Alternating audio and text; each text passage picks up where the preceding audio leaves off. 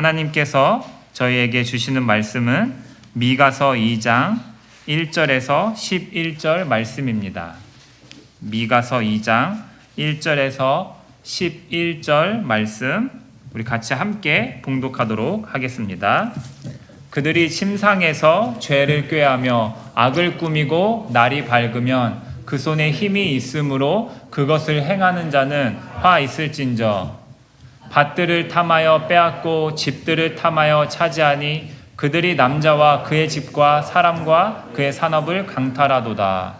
그러므로 여호와의 말씀에 내가 이 족속에게 재앙을 계획하나니 너희의 목이 이에서 벗어나지 못할 것이요 또한 교만하게 다니지 못할 것이라. 이는 재앙의 때임이라 하셨느니라.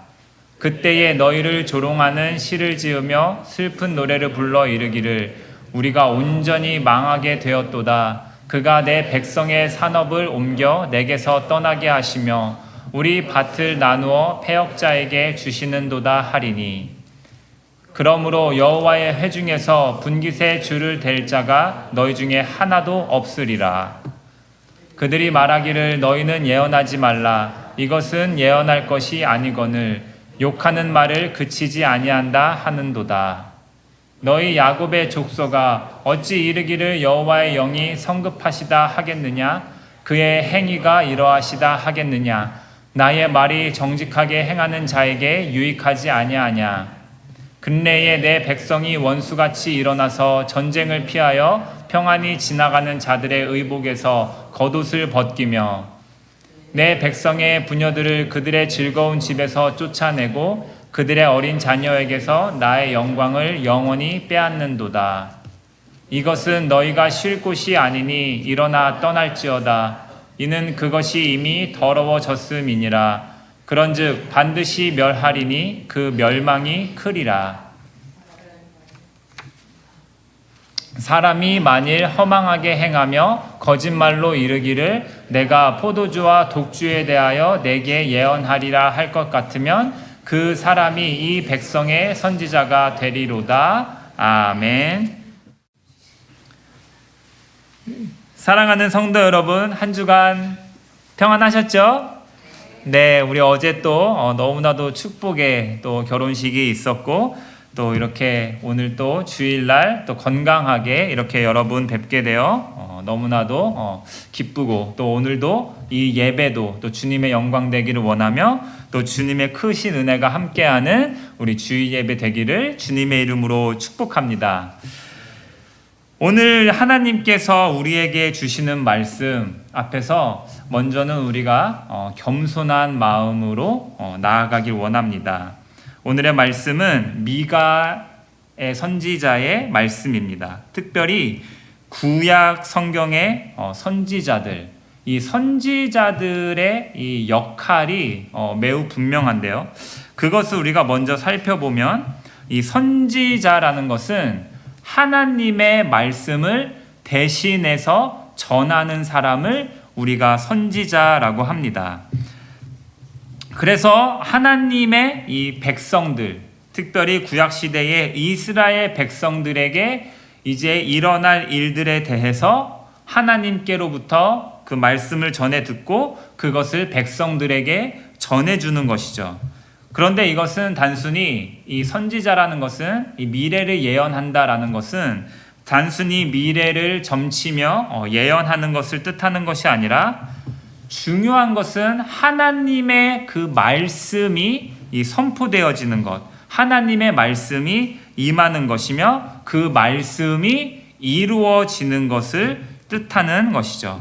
그래서 선지자들의 그 선지서들의 특징이 무엇이냐면 여호와의 말씀이 임하였음에, 여호와의 말씀이 선포되어짐에, 여호와께서 이같이 이르시되 말씀하시되, 이렇게 이 선지서들이 시작을 합니다. 그리고 하나님의 말씀, 즉 하나님의 뜻은 무엇이냐면 궁극적으로는 이 선지서가 우리에게 전해주는 것은 무엇이냐면 하나님과 우리와의 단절된 관계의 회복.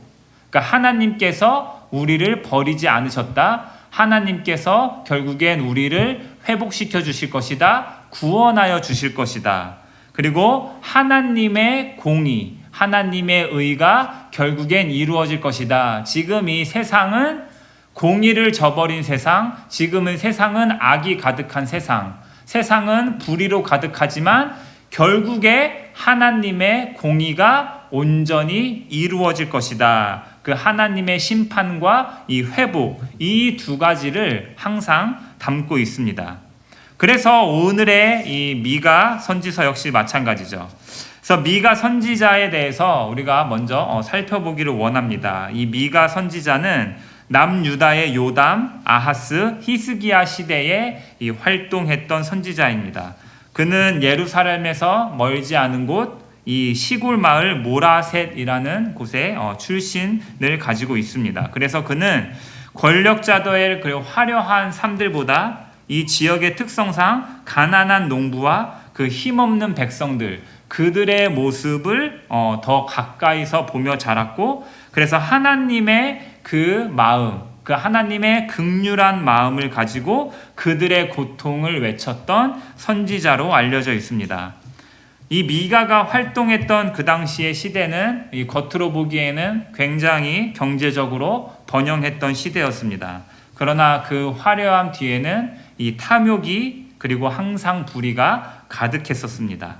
부유한 자들은 더 많은 땅을 차지하기 위해서 이 가난한 자들을 억압하고 그들의 재산을 빼앗았고, 또 그 당시에 종교 지도자들, 이 거짓 선지자들은 하나님의 온전한 말씀보다 자신의 이익을 추구하기에 바빴습니다. 그러나 하나님께서는 이러한 모습을 보고 결코 침묵하고 외면하지 않으셨죠.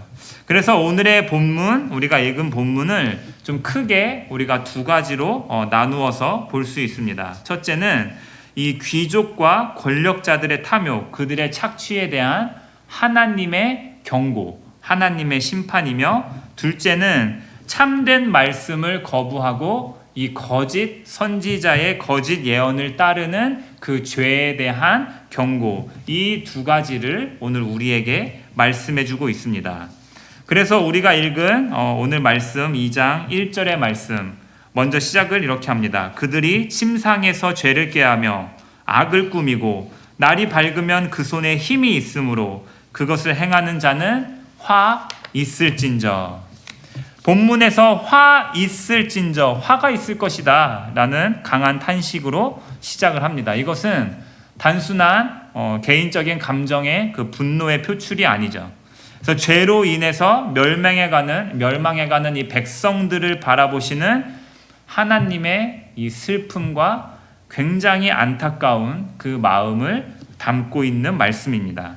그런데 흥미로운 것은 이 화가 있는 이 하나님의 경고를 받는 자들의 이 죄가 어디에서부터 지금 출발을 하느냐, 그것이 오늘 나타나고 있는 것이죠. 본문은 그들이 침상에서 이 죄를 꾀한다라고 말합니다. 낮에는 이것이 행동으로 나타나지만 이 죄의 시작은 그 밤중에 그 생각으로 시작을 하는 것이죠.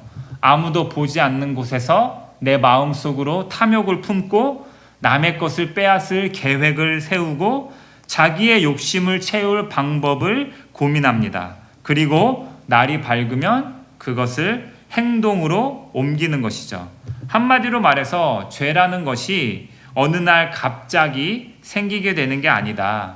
우리가 마음먹은 그 생각이 우리의 행동이 되고 그 행동이 우리의 습관이 되며 그 습관이 결국에 우리의 인생을 결정하게 된다라는 사실입니다. 시편 1편에 복 있는 사람을 이렇게 설명합니다. 복 있는 사람은 오직 여호와의 율법을 즐거워하며 그의 율법을 주야로 묵상하는 자로다. 이러한 사람이 복이 있다라고 합니다. 여기에서 묵상은 우리가 생각하는 그 meditate, 이렇게 관념적으로 생각을 하는 것이 아니라 이 히브리어 원어를 살펴보면 이 묵상한다라는 것은 소가 여물을 씹는 모습에서 유래를 했다라고 합니다.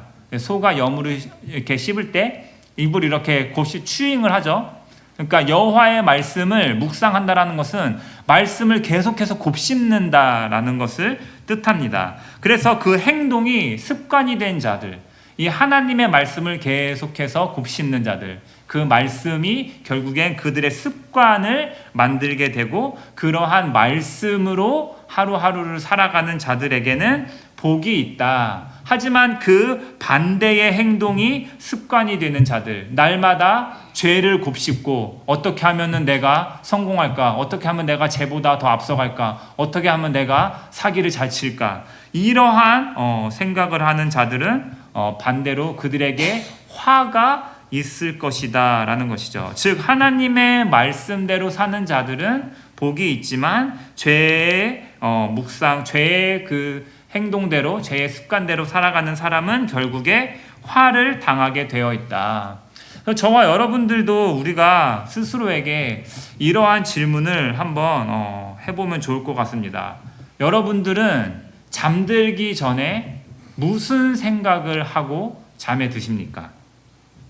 차라리 저는 그냥 어제처럼 그냥 피곤해서 아무 생각도 그냥 나지 않고 그냥 머리가 딱 대고 그냥 차라리 그게 나은 것 같아요.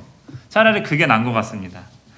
잠들기 전에 막 센치해져서 SNS에 나는 눈물이 많은 사람이야 뭐 이런 거로 이상한 글 올리고 다음날 이불킥하고 여러분들의 그 마음을 지배하고 있는 것이 무엇입니까? 여러분들이 자기 전에 침상에서 여러분들이 꾀하는 생각이 무엇입니까? 오늘 이 열리는 주식장이 떨어지지 않아야 될 텐데. 여러분들이 맨날 그런 생각만 하고 있습니까?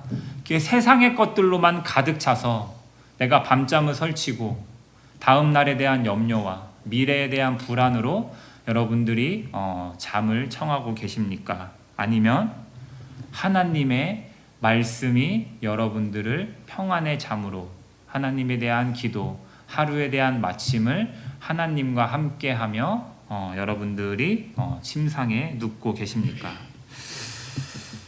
여기에서 오늘의 말씀은 하나님은 탐욕과 불의를 결코 외면하지 않으신다라는 사실입니다.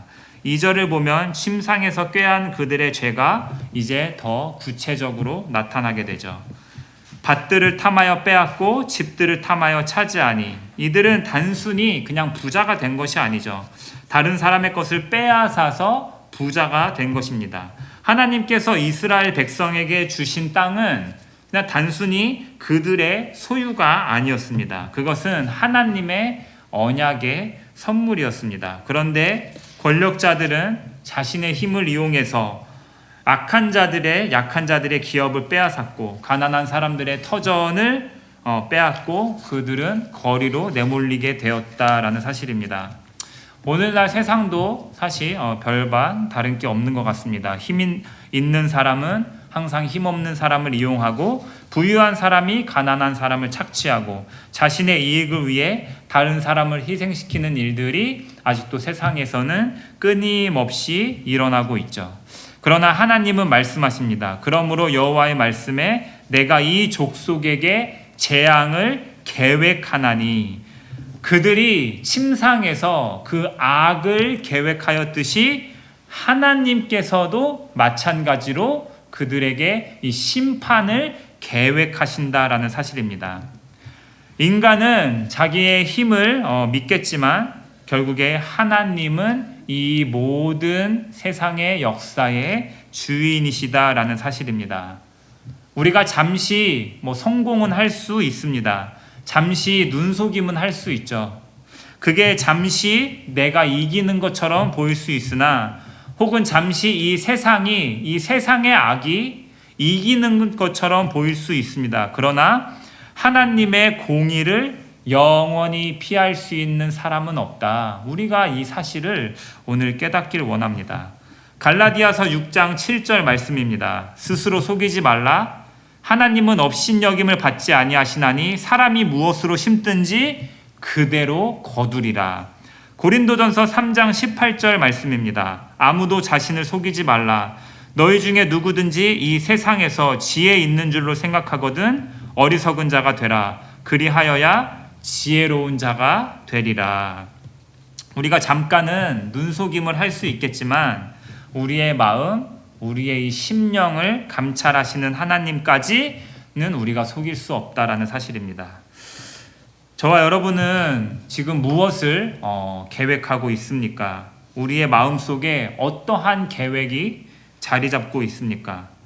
누군가의 희생과는 상관없이 여전히 우리는 나만 잘 되면 돼, 나만 성공하면 된다고 생각하고 살아가고 계십니까? 하나님의 공의는 반드시 이루어집니다. 그런데 더 큰 문제가 우리를 기다리고 있습니다. 결국에 우리는 이 하나님의 말씀을 듣지 않는다라는 사실입니다. 오늘 본문 후반부인 6절부터 또 다른 죄가 등장합니다. 너희는 예언하지 말라. 이스라엘 백성들은 미가와 같은 진정한 참 선지자의 예언을 듣고 싶지 않아 했습니다. 그의 예언을 듣기 싫어했습니다. 왜냐하면 그 말씀이 그 사람들의 죄를, 자신들의 이 죄를 드러냈기 때문입니다. 회개하라는 말을 듣기 싫어했습니다. 심판의 경고도 무시했고 죄를 버리라는 말을 더더욱 듣기 싫어했습니다. 물론 누가 나를 가르치거나 듣기 싫은 말을 하면은 우리가 기분이 상할 때도 있습니다. 여러분, 우리 교회도 그렇지 않습니까? 그래서 어쩌면 요즘 시대의 이 교회, 우리 시대의 교회도 특별히 한국 교회도 요즘 젊은 이 청년부의 어떤 찬양이라든지 그들의 설교의 어떤 그런 맥락들을 보면은 좀 요즘 시대 교회는 회개 아니면 통곡보다는 좀 위로해 주는 거, 아이고 그래 우쭈쭈 해주는 거, 아유 그래 힘들지, 그래 다 잘 될 거야. 어떻게 보면은 이런 것이 더 많아지지 않았나 한번 돌아보게 됩니다. 근데 정말 우리가 진짜 잘해서 잘한다 우리가 이렇게 하는 걸까요? 또 돌이켜 보면은 여러분, 교회 안에서 뭘 잘하고 뭘 못하고 그게 뭐가 그렇게 중요하겠습니까, 여러분? 이 구약 시대나 이 신약 시대나 어느 시대이건, 그리고 이 교회 안에 이 하나님께 영광 드리는 이 예배 안에 회개가 없다면, 이 예배 안에 돌이킴이 없다면 어느 시대를 막론하고 늘 하나님의 심판과 경고가 임했다라는 사실입니다. 네가 선줄로 생각하면 넘어질까 조심하라. 사도 바울이 했던 말씀입니다. 네가 선줄로 생각하면 넘어질까 조심해라.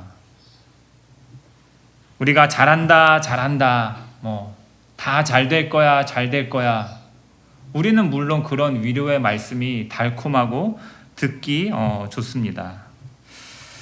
근데 미가 선지자가 하나님의 말씀을 전했을 때나 다른 선지자들이 회개해라, 돌이켜라, 심지어 예수님께서도 회개하라 그랬을 때 결국 그들은 참 선지자를 침묵시키려 했다라는 사실입니다. 반면에 그들이 좋아했던 선지자는 누구였느냐? 11절 말씀처럼 내가 포도주와 독주에 대하여 내게 예언을 할 것이다. 쉽게 말하면 이 포도주와 독주, 잔치 열렸네입니다. 잔치 열렸네. 쉽게 말하면 걱정하지 마세요. 다 잘 될 겁니다. 그냥 교회만 나오면 다 복 받을 것입니다. 예수 믿으면 부자 될 겁니다. 축복 받을 것입니다. 다 좋아질 것입니다. 라고 말하는 선지자였습니다. 듣기에는 참 좋습니다.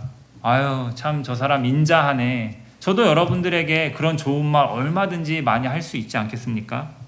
나 자신을 안위를 위해서라면, 아유, 그래도 저 목사님은 아유, 좋은 말해서 너무 좋아.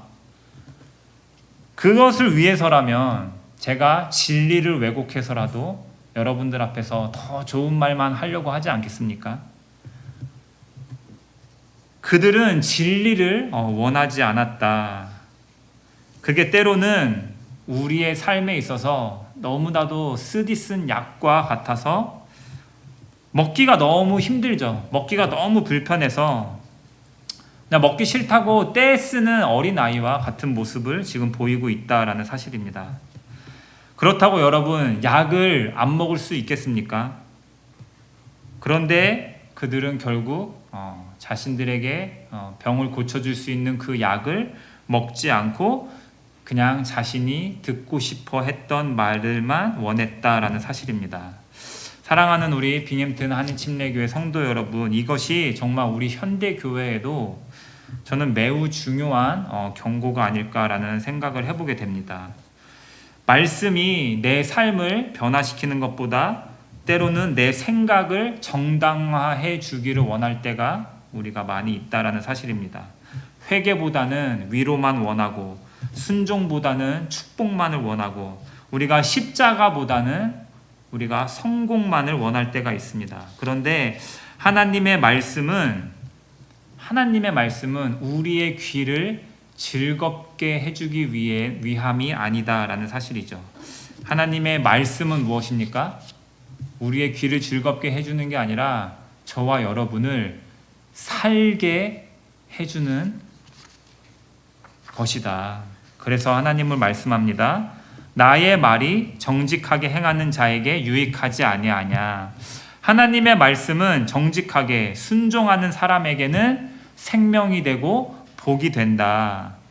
그렇습니다. 최후에는 결국에는 이 죄의 말로는 무엇이냐? 우리의 안식을 빼앗아 간다라는 사실입니다. 10절의 말씀이죠. 이것은 너희가 쉴 곳이 아니니 일어나 떠날지어다. 원래 가나안은 하나님께서 주신 약속의 땅이었습니다. 출애굽한 이스라엘 백성들이 하나님께서 예비하신 그 안식의 땅, 축복의 땅으로 들어갔습니다. 그러나 그 안에서 또다시 죄가 가득해지자 그 땅은 더 이상 안식의 축복의 장소가 될 수가 없었습니다. 그렇습니다. 죄는 항상 우리의 안식을, 평안을 빼앗아 갑니다. 처음에는 굉장히 즐거워 보입니다. 처음에는 유익해 보이죠. 처음에는 그게 우리의 명예와 부를 다 가져다 주는 것처럼 보입니다. 그런데 결국에 그 죄라는 것은 사람을 지치게 하고 계속해서 쫓게 만들고 가정을 무너뜨리고 관계를 파괴시키고 우리의 영혼을 굉장히 피폐하게 만든다라는 사실입니다.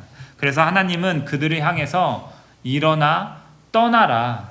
더 이상 그 가나안은 축복의 땅이 아니라는 것이죠.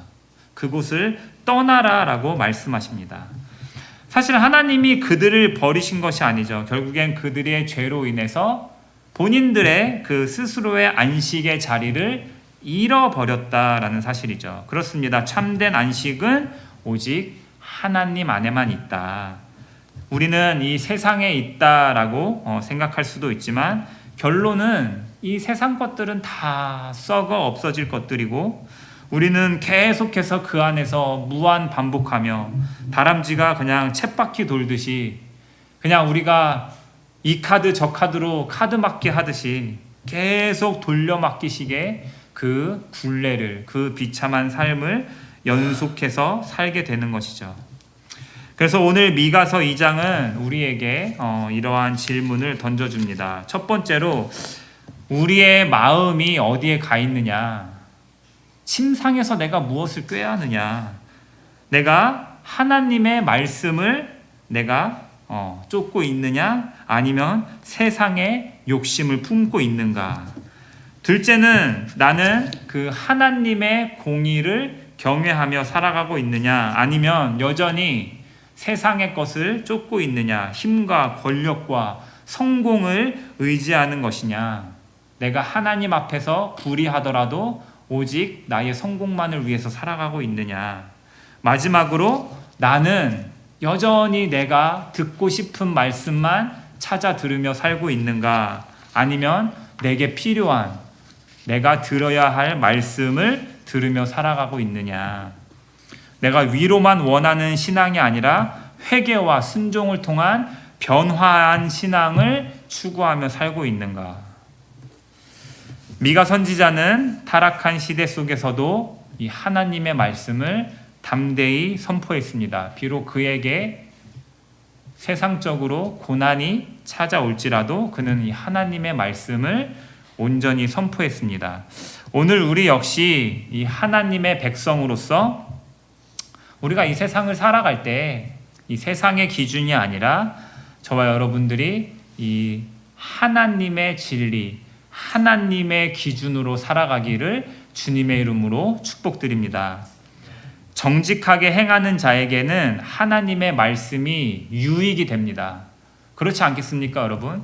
내가 하나님의 말씀을 따라 살고자 한다면, 내가 그 하나님의 말씀 앞에 내가 떳떳하다면, 거리낌이 없다면 나의 삶에 있어서 이것은 나의 삶에 유익이 있을 것이다. 그 믿음이 우리에게 주어진다라는 것이죠. 내가 그 믿음대로 살 수 있는 것이죠.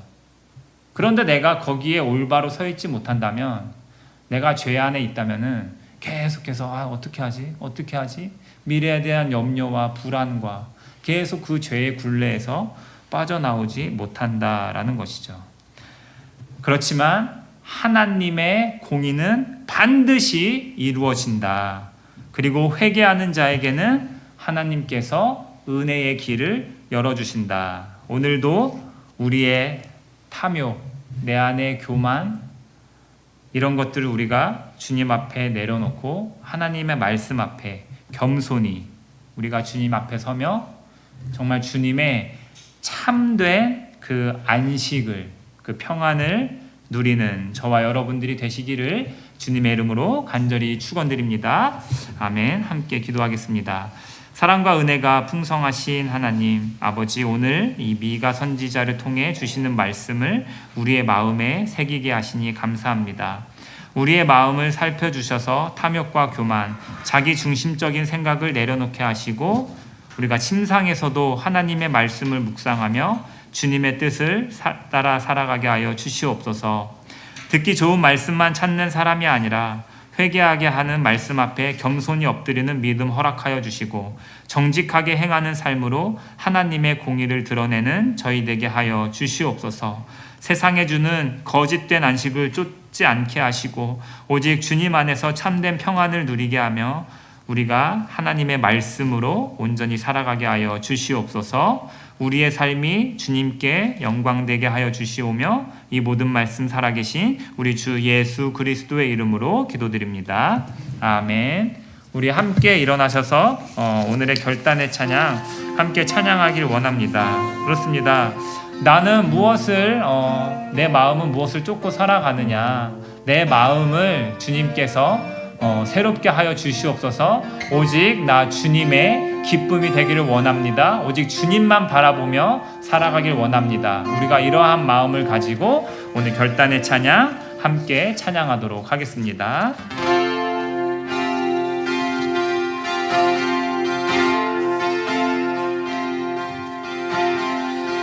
주님의 기쁨 되길 원하네. 내 마음을 새롭게 하소서. 새 부대가 되게 하여 주사. 주님의 빛 비추게 하소서.